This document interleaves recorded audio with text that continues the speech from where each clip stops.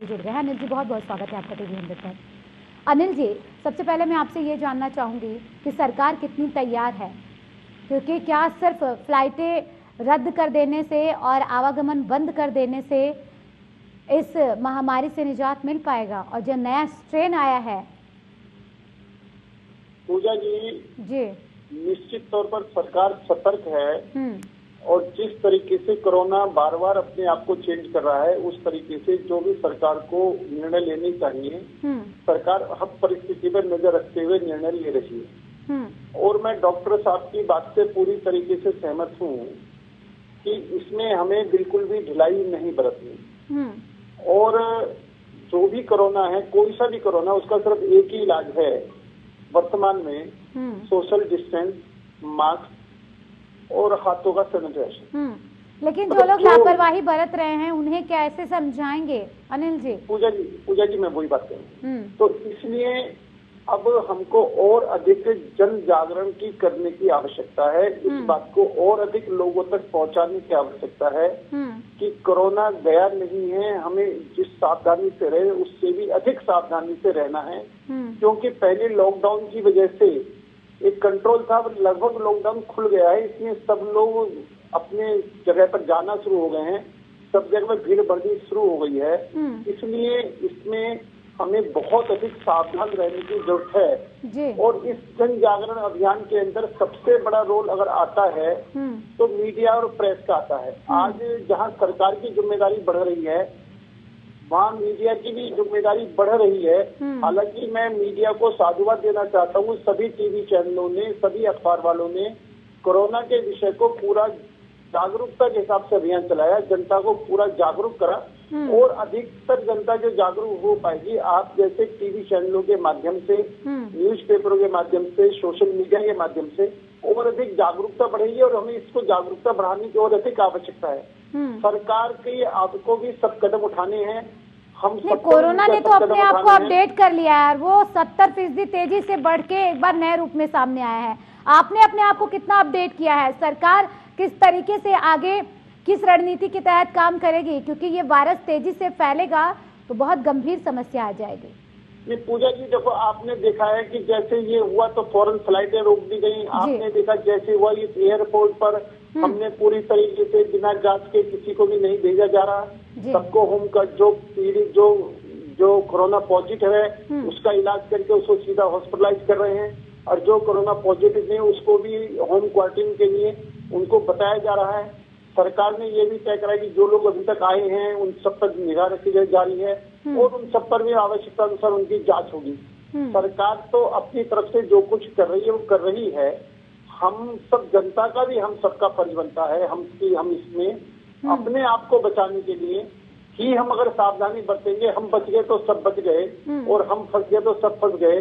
और या ये मान करके मुझे छोड़ करके सबको कोरोना है, मुझे सबसे अपने आप को बचा के चलना है, ये सब अति आवश्यकता है। इसके अंदर मैं मीडिया को साधुवाद देना चाहता हूँ, आप जैसे टीवी चैनलों को साधुवाद देना चाहता हूँ कि इस जागरूकता अभियान के लिए बराबर आपका भी सहयोग मिल रहा है, ये भी सब सराहनीय है। और इसमें और अधिक हमको करना चाहिए। और जहाँ तक पेनल्टी का, जुर्माने की बात है, निश्चित तौर पर इससे एक मैसेज ये भी जा रहा है कि सरकार सिर्फ पैसे कमाने के काम पर लगी हुई है।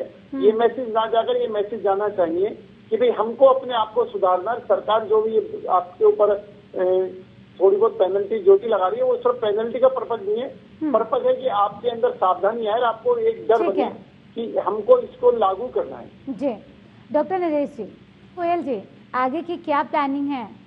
कैसे कोरोना वायरस से निजात मिलेगी? क्या सिर्फ वैक्सीन आ जाने से? जबकि WHO ने भी साफ तौर पर कहा है कि वैक्सीन कोई जादुई दवा नहीं है कि आ गई और कोरोना हम सबके बीच से खत्म हो गया। अभी डॉक्टर साहब भी बार बार यही कह रहे हैं कि अभी कोरोना हमारे बीच से खत्म नहीं हुआ है। पूजा जी बिल्कुल ठीक बात है। और निश्चित तौर पर सरकार अपनी तरफ से सभी आवश्यक कदम उठा रही है जी। और संभावना है कि जनवरी से इसका टीका भी लगना शुरू हो जाएगा। लेकिन एक और समस्या है जिसके विषय में मैं डॉक्टर साहब से जरूर इस पर एडवाइस देना चाहूंगा। सरकार की अपनी मजबूरी है, पेरेंट्स की अपनी मजबूरी है। जो इन सब परिस्थितियों में जो दिखाई दे रहा है कि ये भी साल स्कूल का जीरो चला गया और अगला साल भी स्कूल का जीरो जाने की संभावना है। जैसे जुलाई अगस्त से पहले कोई स्कूल खुलने की संभावना नहीं आ रही है। तो ऐसी परिस्थिति में 2 साल बच्चों के जो जीरो पीरियड हो रहे हैं एक तरह से, तो उसका क्या रास्ता निकाला जाए जिससे आज स्कूल वाले भी परेशान हैं और सरकार भी परेशान है। सरकार भी फैसला नहीं ले पा रही है कि किस तरीके से स्कूलों को खोला जाए।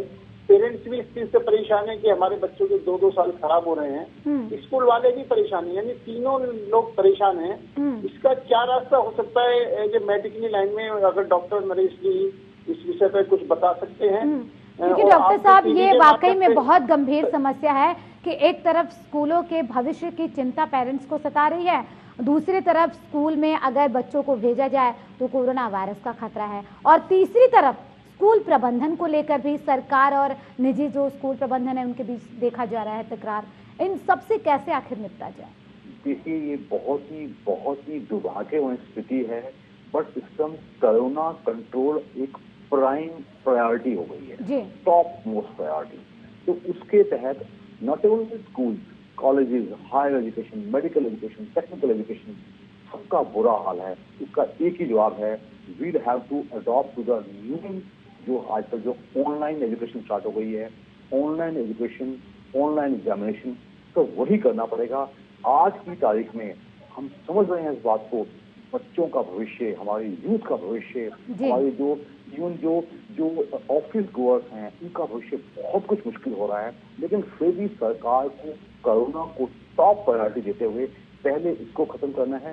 ये दुविधा सिर्फ हमारी नहीं है, ये ऑल ओवर द वर्ल्ड है। छोटे देशों की भी है, बड़े देशों की भी है, इवन दिग्गज देशों चाइना की भी है, यूएस की भी है, यूरोप में भी है। बट सुझाव एक ही है, सिस्टम टॉप प्रायोरिटी को त्यागा नहीं जा सकता, ये सावधानियां त्यागी नहीं जा सकती। तो everything has to be only online. और ऑनलाइन में जो देख रहा हूँ दिल्ली में स्कूलों में, उन छोटे बच्चे जो 5वीं छठी क्लास के हैं, 8वीं क्लास के हैं, 11वीं 12वीं क्लास के भी हैं, वो भी इस नए सिस्टम को अडॉप्ट कर रहे हैं। मेरे हिसाब से हमारे एजुकेशन डिपार्टमेंट को इसको और सक्षम बनाने की जरूरत है, और जो हमारे एग्जाम्स हैं वो भी ऑनलाइन कंडक्ट किए जाएं, क्योंकि हो सकता है कि ऐसा कार्यक्रम अभी 1 या 2 साल चल सकता है। कोरोना की टॉप प्रायोरिटी को त्यागा नहीं जा सकता, ये पूरी दुनिया को तस-नस कर सकता है। हमें याद है कि 1910 में जब स्पेनिश फ्लू आया था, 10 करोड़ लोग मर गए थे, 10 करोड़। अभी तक हमारी टोटल 16 लाख हुई है। दैट मीन्स की जो पूरी दुनिया जूझ रही है, जो हिंदुस्तान जूझ रहा है, अच्छा कर रहा है, लेकिन अभी ये लड़ाई बाकी है। इस लड़ाई को ना हम पीछे भाग सकते हैं, तो एजुकेशन को तो ऑनलाइन करना ही पड़ेगा। जैसे आजकल जितना भी जो दूसरे काम व्यवसाय चल रहे हैं, IT वर्क हैं, सब बच्चे घरों से बैठकर वर्क फ्रॉम होम कर रहे हैं। ये कार्यक्रम मेरे हिसाब से शायद 1 या 2 साल चल सकते हैं। लेकिन डॉक्टर साहब, ऑनलाइन जैसा कि आपने कहा कि ऑनलाइन शिक्षा को और बढ़ावा देना चाहिए। कई ऐसे बच्चे हैं जो ये कहते हैं कि उन्हें ऑनलाइन नहीं समझ में आती पढ़ाई, उन्हें स्कूल जाना है, या इस तरीके से कुछ लोगों को वो बचते हैं ऑनलाइन पढ़ाई से। ऐसे बच्चों को किस तरीके की सलाह दी जाए कि वो ऑनलाइन ज़्यादा से ज़्यादा जुड़ें, क्योंकि हम स्कूल नहीं भेज सकते पेरेंट्स बच्चों को। देखिए, इसमें कोई शक नहीं पूजा है। जी, मेरा एक क्वेश्चन इनमें है, डॉक्टर साहब से जोड़ने का विषय, प्लीज अगर परमिशन दे। जी। ऑनलाइन क्लास के अंदर सबसे बड़ी दिक्कत क्या है कि बच्चों की आंख और कान की जो शिकायतें आ रही हैं, आंखों में दिखना कम हो रहा है, कानों में सुनना कम हो रहा है, मेंटली डिस्टर्ब वाली जो बात आ रही है, उस सबसे क्या रास्ता निकल सकता है? देखिए अनिल जी, मैं इसका जवाब ऐसे ही दूंगा। ना केवल हमारे बच्चे जो स्कूल और कॉलेज वाले हैं, ना केवल हमारी जो वर्किंग क्लास है, जो वर्क फ्रॉम होम कर रहे हैं, उससे भी बड़ी क्लास है जो ओल्ड लोगों की है। मैं ऐसे कई एल्डरली लोगों को जानता हूँ जिन्होंने पिछले 9 महीने से कदम जमीन पे नहीं रख पाए, कमरे से बाहर नहीं आ पाए। तो मैं ये बातें सब समझ रहा हूँ। सम डिप्रेशन, सम सफोकेशन, थोड़ा सा एंग्जाइटी बच्चों में भी है, यूथ में भी है, एल्डरली में भी है। तो यही हमारा डॉक्टर का रोल आता है। हम मेंटल हेल्थ की एजुकेशन दें, उनको ये समझाएं कि ये बहुत ज़्यादा जरूरी है। घरों में उनको कहा जाए थोड़ा योगा करते रहें, थोड़ा मेडिटेशन करते रहें, थोड़ा सा परिवार के दूसरे लोग उनको सपोर्ट करें, कोई छोटी हॉबीज अडॉप्ट कर लें जिससे स्ट्रेस कम हो। ये स्ट्रेस मैं खुलेआम देख रहा हूँ तीनों लेवल पे ज्यादा है, बच्चों में भी, यूथ में भी और एडल्ट में भी। उसके लिए हम बार बार मिलेंगे, बताएंगे मेंटल हेल्थ एजुकेशन बहुत जरूरी है, क्योंकि कोरोना इस टाइम टॉप प्रायोरिटी रहेगी और उसको हमें चाहे वो, क्योंकि सबसे ज्यादा वो लोगों के दिमाग को ही प्रभावित कर रहा है। बहुत बहुत शुक्रिया नरेश जी तमाम चर्चा में शामिल होने के लिए। अनिल जी आपका भी बहुत शुक्रिया तमाम बातचीत करने के लिए।